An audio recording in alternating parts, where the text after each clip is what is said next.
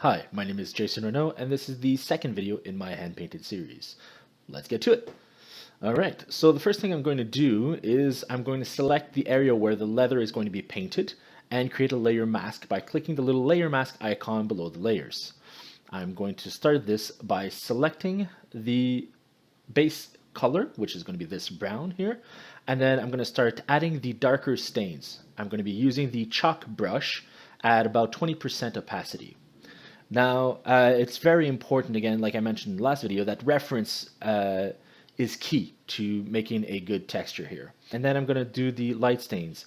The technique I'm using now is I'm using a 20% opacity brush. So once I've painted it, I'm using the color picker to select it and then painting my gradient myself, which means I'm painting 20% of the 20%, which is giving me a nice gradient color. And I'm using the same technique for the lighter stains.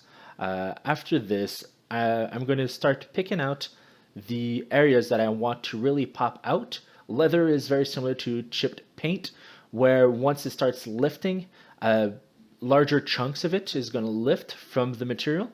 And then I'm going to add, again, the darker colors just to really dig in those crevices. And the final step to the actual painting here is I'm going to add the ambient occlusion. So this is going to be the really dark areas where the metal meets the leather. And then I'm going to add a bunch of little stain dots here and there. And that's the big challenge in doing hand-painted textures, is always defining how far you're going to go. It's so easy to get carried away with the details.